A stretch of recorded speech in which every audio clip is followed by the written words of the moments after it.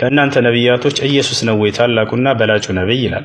ትላንትናም እንዲሁ አንድ የክርስትና እምነት ወገናችን ኮሜንት ላይ የዚሁ አይነት ተመሳሳይ ጥያቄ ጠይቆ አይቼ ነበር። ምን ይል ነበር ጥያቄው?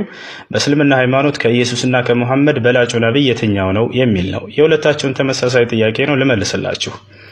ሁለቱም በጣም ትልቅ ቦታ ያላቸው ነቢያቶች ናቸው በሙስሊሞች ልብ ውስጥ ከአላህም ዘንድ በጣም ትልቅ ደረጃ ያላቸው ነቢያቶች፣ ተወዳጅ ነቢያቶች ናቸው። የሁለቱም ማስተምህሮ እና መልእክት አንድ አይነት ነበር። እርሱም ምንድነው? አላህን በብቸኝነት ተገዙ፣ ከእርሱ ውጭ ያሉ ግዑዛን አማልክቶችን ፈጽሞ እንዳትገዙ፣ ራቋቸው፣ ተጠንቀቋቸው የሚል ነበር።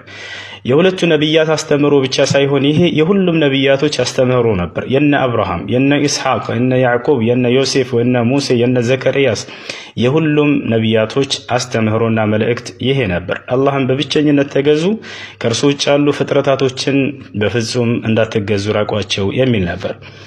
ሌላው ነገር የሰው ልጆች ናቸውና አምላካችን አላህ በሰው ልጆች መካከል አበላልጫለሁኝ ብሏል። ይበላለጣሉ ሁላቸውም። ይሄን አስመልክቶ ፊ ሱረት አልኢስራ ላይ ምን ይላል? انظر كيف فضلنا بعضهم على بعض ተመልከቱ በሰው ልጆች መካከል ከፊላቸውን ከከፊላቸው እንዴት እንዳበላለጥኩኝ ይላል። ነቢያቶችም እንደሚበላለጡ ሲገልጥ ፊ ሱረት አልበቀራ ላይ ምን አለ? تلك الرسل فضلنا بعضهم على بعض እነዚህን መልእክተኞችን ነቢያቶችን ከፊላቸውን ከከፊላቸው አበላልጫለሁኝ ይላል። ይበላለጣሉ። መበላለጣቸውን አስመልክቶ ስንናገር አምላካችን አላህ ነቢያቶችን ቀደምት ነቢያቶችን ከሙሐመድ በፊት ያሉትን ሲልካቸው ለየአካባቢያቸው ለየከተማቸው ብቻ ነበር የሚልካቸው። ነገር ግን ሙሐመድን ሲልካቸው ለዓለማት ህዝብ ነው የላካቸው። ግልጽ ነው አይደለም? ይሄን አስመልክቶ አምላካችን አላህ ሲናገር ምን ይላል? ወማ አርሰልናከ ኢላ ረሕመተን ሊልዓለሚን ሙሐመድ ሆይ አንተን ለዓለማት እዝነት አድርገን እንጂ አላክንህም ይላቸዋል። ለዓለማት እንደተላኩ ገልጿል።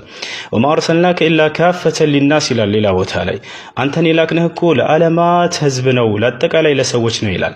ስለ ኢየሱስ ሲናገር ግን ምን አለ? ወረሱለን ኢላ በኒ እስራኤል አለ። ወደ እስራኤላውያን ልጆች ነብይ አድርጌ መልእክተኛ አድርጌ ልኬዋለሁኝ ኢየሱስን ይላል። ኢየሱስ ራሱ ሲናገር ምን አለ? ለእስራኤላውያን ልጆች ብቻ እንደተላከ ያ በኒ እስራኤል ኢኒ ረሱሉላሂ ኢለይኩም እናንተ የእስራኤል ልጆች ሆይ እኔ ከአላህ ዘንድ የተላኩላችሁ መልእክተኛ ነኝ እያለ ይናገራል። ለእናንተ ነው የተላኩት እያለ ገልጾላቸዋል። ስለዚህ ሙሐመድ ለዓለም ነው የተላኩት። ቀደምቶቹ ነቢያቶች ለየአካባቢያቸውና ለየከተማቸው ነበር ሲላኩ የነበሩት። በዚህ ምክንያት እንደሚበልጡ ተገልጿል ማለት ነው። ነቢያችን ራሳቸው ግልጽ ሐዲስ ላይ ምን ብለዋል? ከቀደምቶቹ ነቢያቶች አምላኬ አላህ በአምስት ነገሮች አስበልጦኛል፣ እንድበልጥ አድርጎኛል። ያም አንደኛው ምክንያት ምንድነው አሉ? ቀደምቶቹ ነቢያቶች ለየከተማቸው ሲላኩ እኔ ለዓለም ነው የላከኝ ብለዋል። ነቢያችን መሐመድ ከኢየሱስ ይበልጣሉ።